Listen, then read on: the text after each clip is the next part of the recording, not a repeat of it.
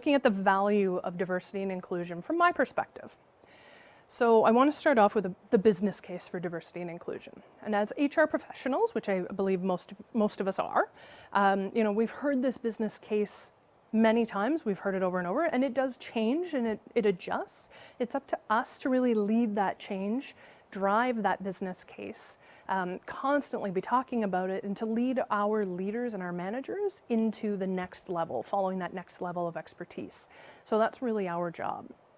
And so just that business case for diversity and inclusion is really about, really essentially a diverse and inclusive workplace is a more successful workplace, whether it's a nonprofit organization or a company.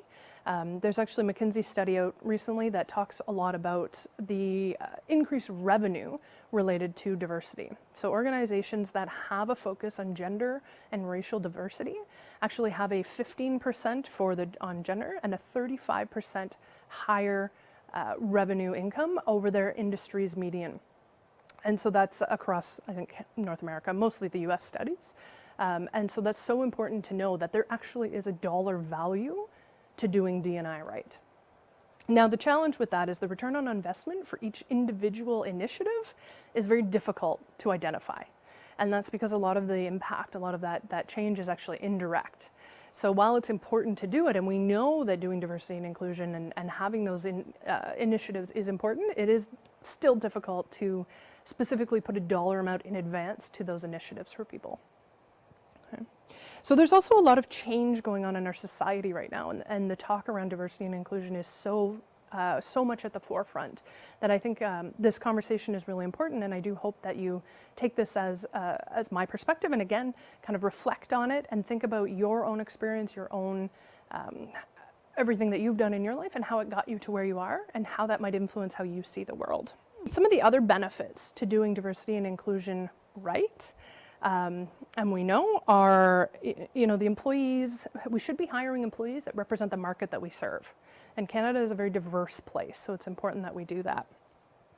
When we hire diverse employees, we're also getting just that quality. You're getting a different level of quality. You're getting much more innovation when you have people who don't all think the same or who have grown up in the same way. There's, you avoid higher turnover because employees feel like they actually belong and they're valued in an organization.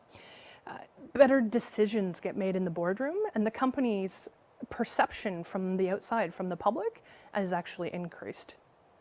Some of the costs on the flip side to not doing diversity and inclusion properly are, the actual legal costs of a human rights claim for discrimination. There's, customers that you're missing out on because they don't feel heard or valued, or your product or your service you're offering isn't really, something that they need or want. And then there's also that turnover cost. So the actual termination, the separation cost, the replacement cost, there's training, everything that is involved in that. And we often think for every position we have to replace, the cost in 1 year is often triple what that annual salary is. So think about that from a numbers perspective. And finally, there's the lost productivity when employees just really don't feel valued or that they're that they belong or they feel included in an organization. So that's diversity and inclusion. When we look at the Indigenous world from an HR perspective, some of the things that I've noticed that are important to think about are, the history and the governance, right? And so there's also jurisdictions, leadership styles, and then also the ties to community and to family. So when we talk about the history and the governance, what I'm talking about is this 500-year history that Indigenous peoples have with mainstream Western societies, right? And this constant having to learn and to adapt. And it's been, it's had its very rough periods throughout this time. And, there are periods where there's a lot of hope and a lot of people are making efforts in order to repair and to reconcile and move beyond a lot of things. And some of the most recent things that are still impacting our workplaces even are the legacy of residential schools and that intergenerational trauma. And then the 60s scoop where children were just taken from their home and put in foster homes with no explanation. Really, these things were things that were meant to get rid of the culture and to assimilate Indigenous people into kind of the Western culture. So I think that history is really important when you consider working either with or for an Indigenous organization. is to understand that culture and where that might be coming from. Another part of that governance piece is First Nations, for example, are considered sovereign nations. They are not a provincial or a municipal body. They're not a town. They work with Canada and with the provinces on a nation-to-nation basis, and that adds in some real complex relationship and governance pieces that we need to take into account. So whether you're working with an urban Aboriginal organization or a First Nation government or a First Nation-owned organization, there's all sorts of these things that we need to be aware of that may impact how the relationship works and what we do.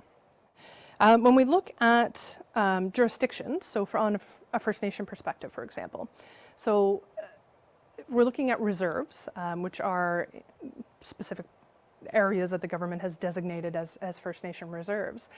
They don't actually fall under provincial employment legislation, so from an HR perspective, it's quite complex. They don't also, however, only fall under federal jurisdiction. So when you're working with a First Nation or a First Nation-owned organization, you actually need to be working with both federal and provincial legislation. And so from an HR perspective, those of us who work closely with legislation know how complex one can be, let alone both. And there just aren't enough court cases that go through to really make definitive answers on a lot of these things. So it's quite a complex world to work in.